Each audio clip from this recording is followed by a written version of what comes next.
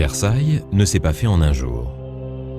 Tout commence en 1629, lorsque le roi Louis XIII fait bâtir un pavillon de chasse, remplacé un peu plus tard par un château en briques et pierre. Le roi Louis XIV hérite de ce petit château. À partir de 1665, le souverain décide de grands travaux. Pendant 50 ans, il n'aura de cesse d'agrandir et de transformer ce qui deviendra le plus grand château d'Europe, Versailles.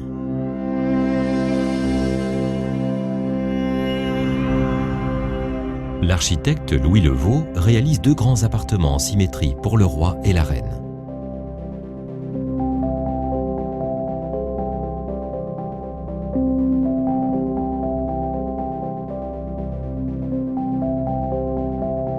Louis XIV a fixé le gouvernement et sa cour à Versailles.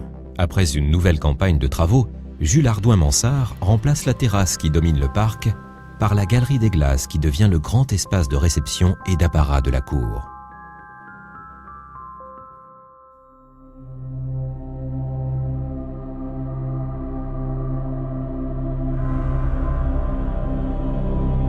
Mansart agrandit à nouveau le château pour loger toute la famille royale, la cour et tous les services administratifs du gouvernement.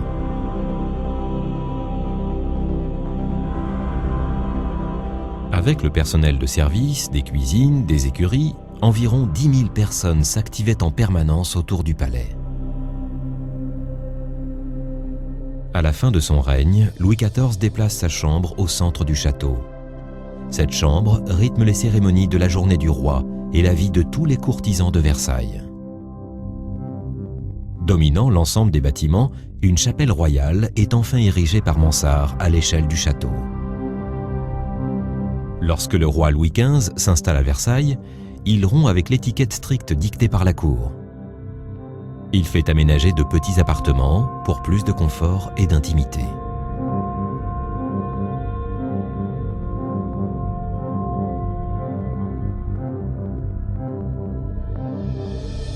À la fin de son règne, Louis XV fait construire ce qui manquait au château, une vraie salle de spectacle, l'opéra.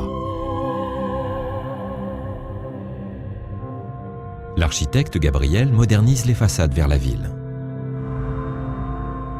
En 1789, la Révolution française oblige la famille royale à quitter le château de Versailles pour Paris. L'avenir du château est alors incertain.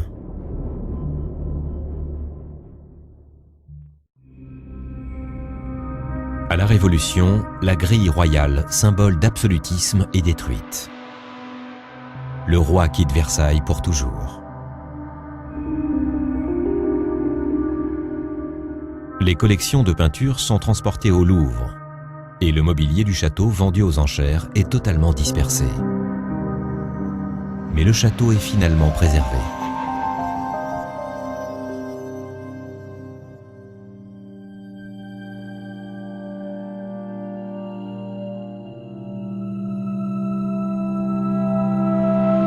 Sous le Premier Empire, Napoléon fait réaménager le Grand Trianon pour y séjourner à la belle saison. Un peu plus tard, Louis XVIII rétablit la symétrie du château en érigeant le pavillon du four. Louis-Philippe transforme l'ancienne résidence royale en un musée historique. Les anciens appartements des princes sont remplacés par une grande galerie de peinture, la galerie des batailles.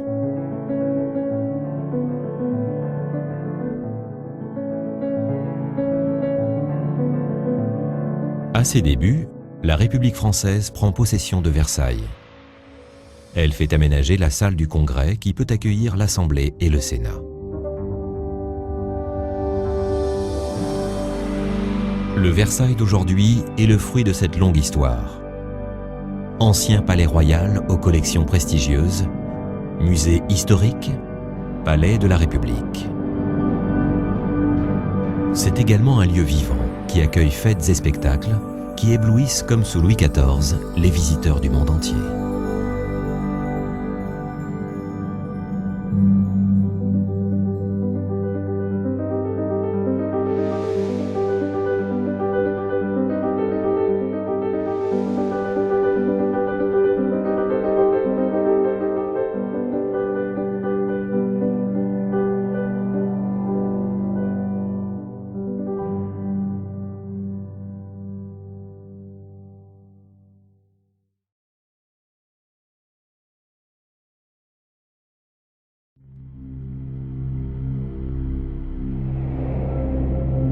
Les jardins de Versailles, créés par André Le Nôtre, sont une composante essentielle de la résidence royale.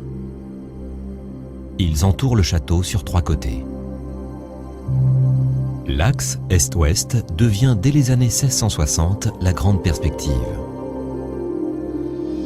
Aux abords du château, ils sont constitués de parterres animés de fontaines. Ils sont prolongés par des allées ouvrant sur des bosquets aux effets d'eau et de verdure surprenants.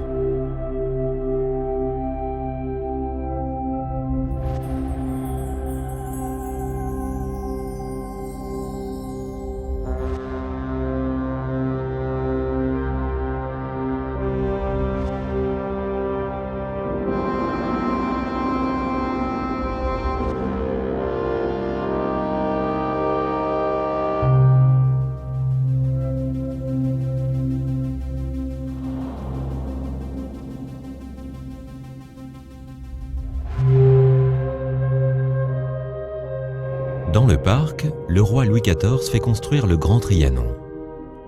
Il y vient en famille pour se rafraîchir en été et fuir l'effervescence de la cour.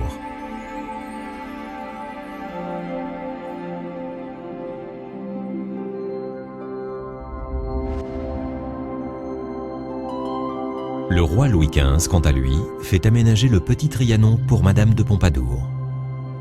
Et Louis XVI l'offre à sa jeune épouse Marie-Antoinette.